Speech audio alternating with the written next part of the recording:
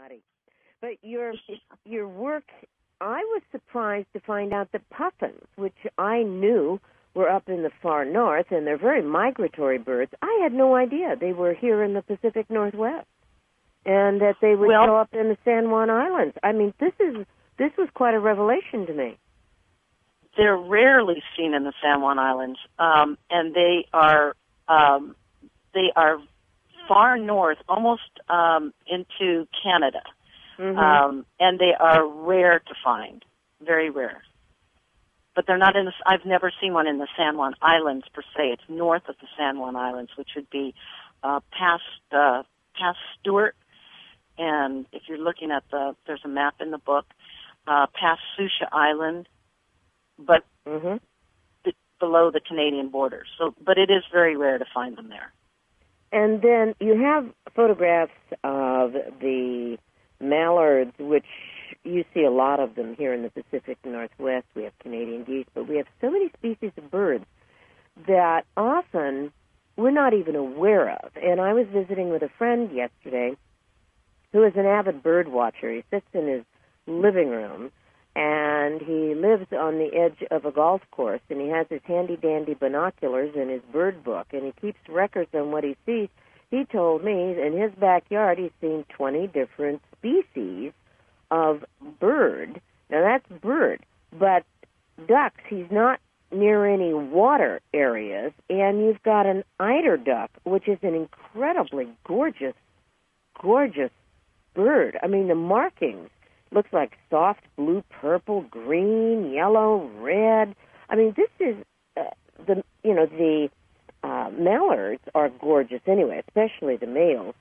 But my goodness, I didn't know anything about this eider bird. How many species of ducks do we have here in the Pacific Northwest?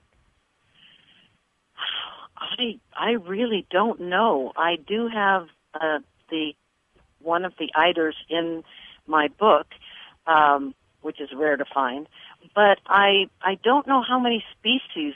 But and I'd never been really interested in photographing birds until I saw the great blue heron, and when I saw that, I thought, how spectacular is that? But the birds that I have in the book are the great blue herons and of course, the mallard in the spring with the water background, and the eagles. But we have such a rich area for wildlife in this in the Great Northwest here. But I'm not sure about how many. I'm not a bird expert, so I don't exactly know. Now, you've done quite a bit of aerial photography. For those of you that are listening, they're in other parts of the country and or the world. The Pacific Northwest has so many islands. It has these waterways.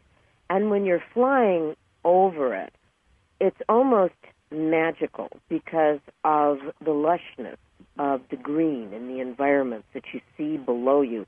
And sometimes you wonder, how is it that people get from point A to point B? Well, many times on these islands, the only way you can get from point A to point B, if there's not a bridge, which for many of them there's not, it's by ferry.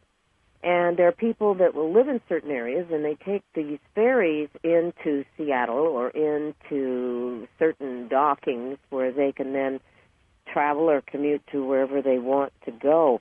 And I think your photography, especially of the time of the year, like late spring and summer, when boating really gets to be popular, and you show the aerial views of this. This must have been quite an interesting experience. Do you have a buddy that likes to fly, and you say, hey, take me up when you're ready to go?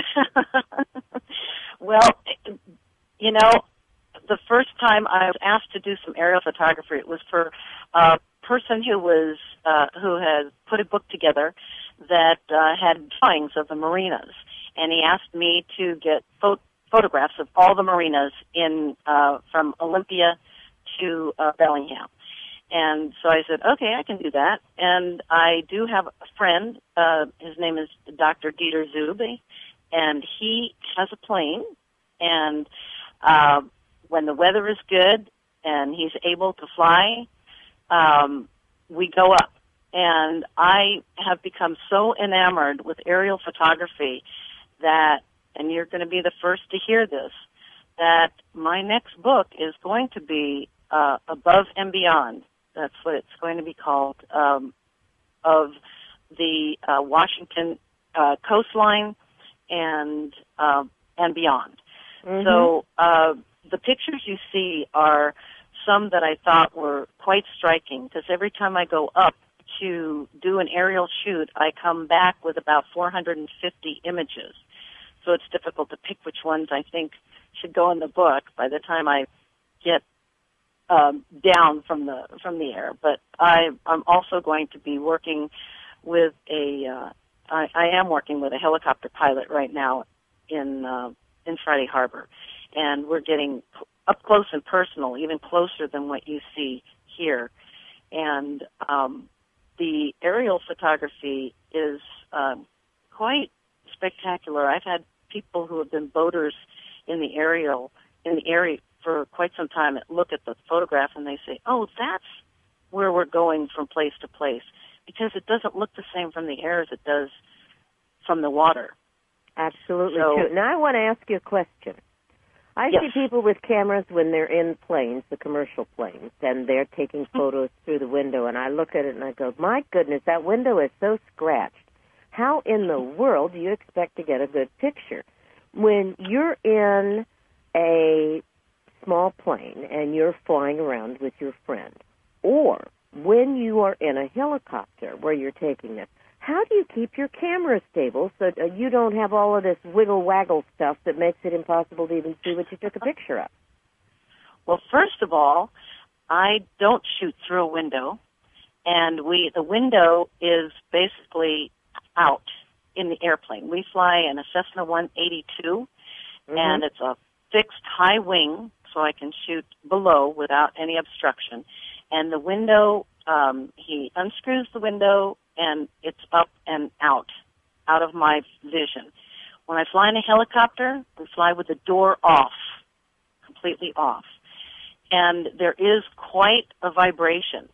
My camera has what's called a VR, a vibration reduction feature that helps with that. So without that, I think it might be a little bit more difficult, but I think it's still possible, because there are times that I've flown and forgot to switch it on, and I still get some pretty good pictures. That's amazing to me, because of the vibrational frequency of a plane, and having been in smaller planes, been in planes with bush pilots, etc., they are not stable flyers. I mean, it's you have the turbulence, you bump, you burp. You go through all kinds of stuff.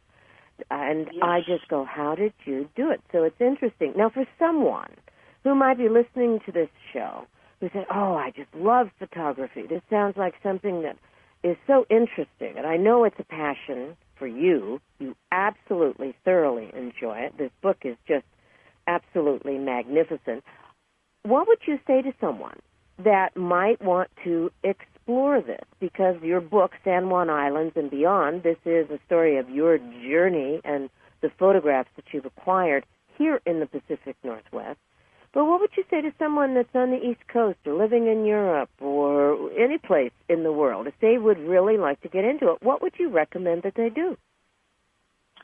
Well, I would recommend that they just get out there and be out in whatever their passion is. If their passion is wildlife, be out there with the wildlife. Keep snapping. The beauty of digital photography is that you can just keep snapping away 1,000 pictures and then go back and look at them later and delete 900 of them. But my suggestion is to get out there. Many people, I find, feel intimidated, like, oh, I'm not good enough. I don't think I can do this. I don't know what I'm looking for. Yes, you do. We're looking for your point of view. Everybody has a different point of view. And I would encourage everyone to just be out there where you want to take the pictures. If you love the ocean, be out on the ocean. If you love the mountains, be out on the mountains. And bring your camera and just keep snapping and keep looking, because your point of view, if you look straight ahead, you see something. and then you turn your head 90 degrees, and you're in a completely different space. Completely. And if you take that picture 90 degrees, and then you take your picture and look forward, take that picture, and you look at the photograph, you're in two completely different places. So always look up, down, all around, and keep snapping.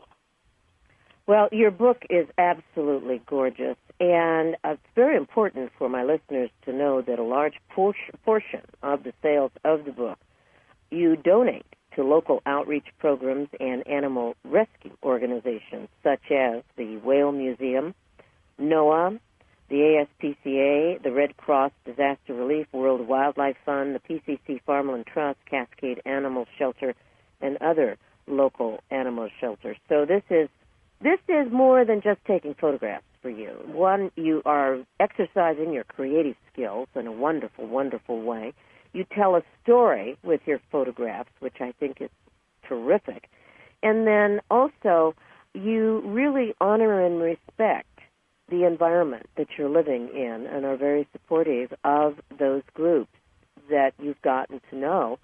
And I just think that if those of you listening know of a young person that loves wildlife or anyone that really appreciates the beauty of Mother Nature, the book San Juan Islands and Beyond, the orca whales are just incredible.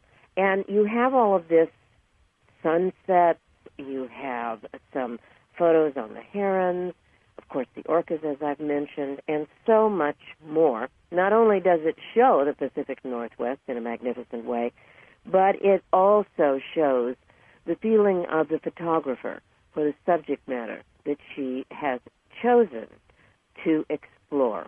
And this is something, what is your website that people can go to, Karyn, so that they can see more of your work?